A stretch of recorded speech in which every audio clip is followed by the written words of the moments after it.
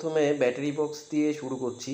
Battery বক্সটাই হচ্ছে actually এই ধরনের সাইকেল বানাতে গেলে যদি হ্যালং কেস ব্যাটারি আমরা না নিই, সেক্ষেত্রে আমাদের ব্যাটারি বক্স বানানোটা একটা সবচাইতে চ্যালেঞ্জিংয়ের বিষয় হয়ে থাকে। তো এই ব্যাটারি বক্স খুব সহজে বানানো যায়, মেটাল শিট দিয়েও বানানো যায়, কিন্তু মেটাল শিটে প্রবলেমটা হচ্ছে জং পড়বে। মেটাল শিট ওয়াটারপ্রুফ করা পুরোপুরি সম্ভব না, তাই আমি পিভিসি রেইন পাইপ যেগুলো হয় সেই রেইন পাইপ দিয়ে আমি করছি। তো এই পিভিসি রেইন পাইপ দিয়ে আমি বানিয়েছি একটা 4 ইঞ্চি পিভিসি রেইন পাইপ আমি নিয়ে নিয়েছি। 4 ইঞ্চি পিভিসি রেইন পাইপ নিয়ে এরকম একটা স্কোয়ার শেপের কাঠের ফ্রেম আমি বানিয়ে নিয়েছিলাম। ওই ফ্রেমটা হিট করে ওর ভেতরে ঠেলে ঠেলে আস্তে আস্তে একদিক থেকে হিট করেছি, একদিক থেকে ঠেলে ঢুকিয়েছি। ঢোকানোর পরে এরকম স্কোয়ার শেপ চলে এসছে, এবং যে শেপটা চলে এসছে তাতে আমার ব্যাটারিটা খুব ইজি চলে যাচ্ছে, এবং নিচের দিকটায় অনেকটা পোর্শন ফাঁকা থাকছে। সেই পোর্শন দিয়ে আমি এক সাইড থেকে তার ঢোকাবো, আর 3-4টে পিভিসি শিট একসাথে করে এরকম একটা ঢাকনা বানিয়ে নিয়েছি। এক সাইডে ওপেন ঢাকনা রেখেছি, আর এক সাইডে ফিক্সড একটা ঢাকনা করে দিয়েছি, উল্টো দিকে। তো এটা সাইড দিয়ে স্ক্রু আপ করে লেগে যাবে।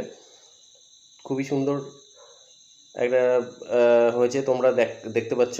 ব্যাটারিটাও খুব মাপে একদম ঢুকে যাচ্ছে। একটু নিচের দিকটায় গ্যাপ আছে, এই গ্যাপটাতে আমি রেখেছি ইচ্ছে করেই, যে এখান থেকে সমস্ত তার এক সাইড থেকে ঢুকবে, এক সাইড থেকে বেরিয়ে যাবে।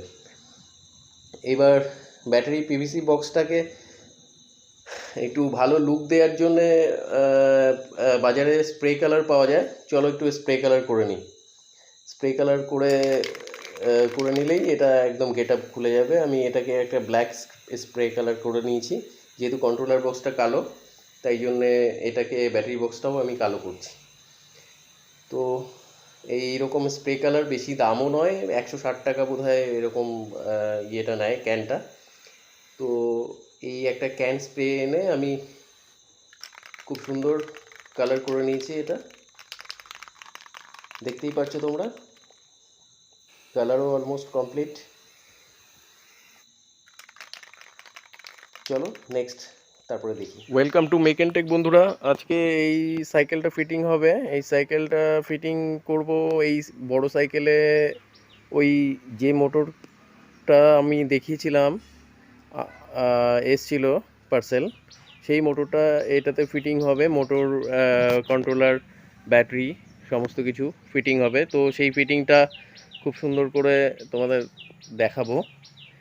এই সাইকেলের ক্ষেত্রে এই যে থ্রোটেলটা আমি এখানে লাগিয়েছি, এই থ্রোটেলটা লাগাতে একটু অসুবিধে হয়।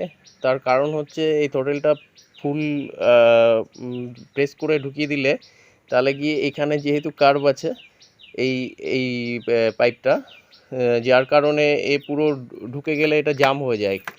তো পুরোটার আবার না ঢোকালেও এখানে চাপ পড়ে এখান থেকে স্প্রিং সমেত পুরো ইয়েটা বেরিয়ে আসার সম্ভাবনা থাকে।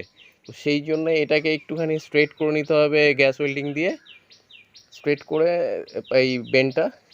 আর এখানে একটুখানি আমি সোল্ডারিং আয়রন দিয়ে এখানটা একটু কাটিং করে নিয়েছি। এটা যতটা সম্ভব ঠেলে সামনের দিকে করে দেওয়া হয়েছে।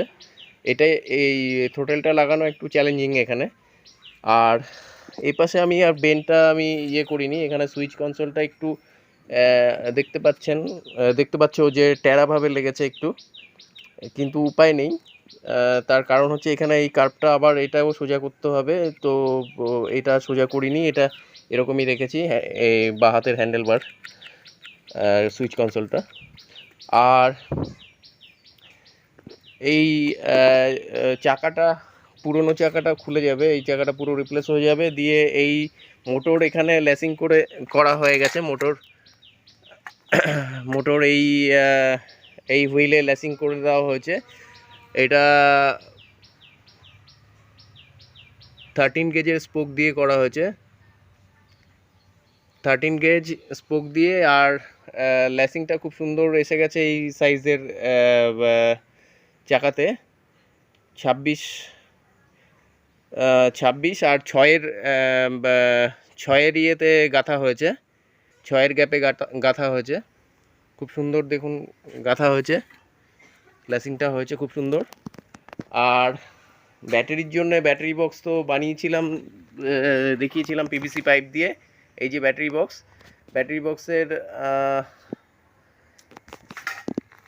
বক্স মাউন্ট করার জন্যে, ব্যাটারি বক্স তো পুরোপুরি ওয়াটারপ্রুফ করেছি পিভিসি পাইপ দিয়ে, কিন্তু যদি আমি এখান থেকে কোনো রকম ফুটো করে বা করে রডের সাথে মাউন্ট করি, তাহলে গিয়ে প্রবলেম হতে পারে, জল ঢোকার চান্স থাকতে পারে। তাই জন্যে ব্যাটারি বক্সটা আলাদা করে এই রকম হোল্ডিং ব্র্যাকেট বানিয়েছি স্টিলের দিয়ে, এই স্টিল নাট বোল্ট দিয়ে। এখানে সাইকেলের যে সামনের ফ্রন্ট রড আছে, সেই ফ্রন্ট রডে এটা এই ক্ল্যাম্প দিয়ে হ্যাং হয়ে যাবে, খুব সুন্দর হ্যাং হয়ে যাবে এরকমভাবে। তো এরপরে নেক্সট আর কন্ট্রোলার বক্সটা আমরা এখানে ফিটিং করব, ঠিক এই জায়গাতে এরকমভাবে। তার কারণ হচ্ছে এখানে সিটের যে গার্ড হবে, মানে সিটের গার্ডে অনেকটাই জল এখানে কম লাগবে, এই জায়গাটাতে আমরা কন্ট্রোলার বক্সটা লাগাবো। তো এরপরে নেক্সট যত দূর করছি করে তারপরে তোমাদের দেখাচ্ছি। বন্ধুরা, হুইল ফিটিং হচ্ছে, চাকা ফিটিং হচ্ছে। এই চাকা একটু ফিটিং করতে এই চিমটেটা একটু স্প্রেড করতে হয়, ছড়াতে হয়, তারপরে গিয়ে লাগাতে হয়। এখানে ফ্রি হুইলটা একটু হেভি ফ্রি হুইল, বড় সাইজের ফ্রি হুইল লাগানো হয়েছে। আর 22 টিথের ফ্রি হুইল লাগানো হয়েছে, যাতে ইজি, কষ্ট কম হয় চালাতে। আর এখানে তো ব্যাটারি বক্সটা লেগে গেছে। ব্যাটারি বক্সটা এরকমভাবে মাউন্ট হয়েছে, সমস্ত তার এখানে নিচে এই হোল থেকে ঢুকে, এই হোল থেকে বেরিয়ে এখানে কন্ট্রোলার লাগবে, এই পোর্শনে কন্ট্রোলার লাগবে। তো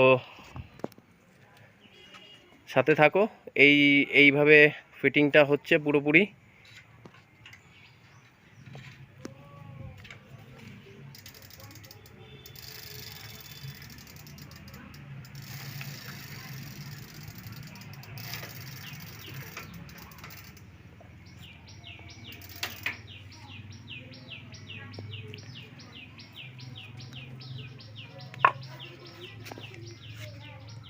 ব্যাটারি বক্সের ভেতর থেকেই এদিক থেকে তার ঢুকিয়ে, এই হোল থেকে তার ঢুকিয়ে এই পাশে হোল আছে, এই হোল থেকে বেরিয়ে যাবে। এখানে একটা পয়েন্ট আছে, এটা চার্জিং পয়েন্ট হবে। আর এইখানে কন্ট্রোলার মাউন্ট হবে, কিংবা এখানে হবে কন্ট্রোলার মাউন্ট, এই পোর্শনে কিংবা এই পোর্শনে। এই পোর্শনে যদি স্পেস হয় তাহলে এই পোর্শনেই দেবো, কেননা এটা সিটের আড়ালে থাকছে। আর এখন ক্যারিয়ারটা লাগানো যাবে না, ক্যারিয়ারের এই হোলটা বড় করতে হবে। এইগুলো স্ট্যান্ডের হোলও বড় করতে হয়েছে। অ্যাকচুয়ালি এটা এই অ্যাক্সেলটা মোটা, থিকনেস বেশি ছিল, তার জন্য এটাকে হোলটা বড় করতে হয়েছে ড্রিল দিয়ে, এই স্টেপ ড্রিল দিয়ে হোল বড় করা হয়েছে। এখন মোটামুটি এই পোর্শনটা, হুইল পোর্শন সেটিং হয়ে গেল। এবার খালি ওয়্যারিং কানেকশানগুলো রয়েছে, কানেকশানগুলো করে তারপরে তোমাদের দেখাচ্ছি। আর একটা প্রবলেম হয়, সেটা হচ্ছে ব্রেক সুইচ। এই সাইকেলের ক্ষেত্রে ব্রেক সুইচ, যেহেতু নর্মাল ব্রেক লাগানো যায় না, তো আমি গাড়ির অটো মার্কেট থেকে একটা গাড়ির ব্রেক সুইচ এনে এখানে যে ইয়েটা রয়েছে, ফ্রক গার্ড রয়েছে, ফ্রক গার্ডে একটা ওয়াশার ওই সাইজের ওয়েল্ড করে দিয়েছি, ওর মধ্যে লাগিয়ে নিয়েছি, দিয়ে স্প্রিংয়ের সাথে ব্রেকটা লাগিয়ে নিয়েছি। ভালো লাগলে লাইক, কমেন্ট, শেয়ার করবে অবশ্যই। ধন্যবাদ।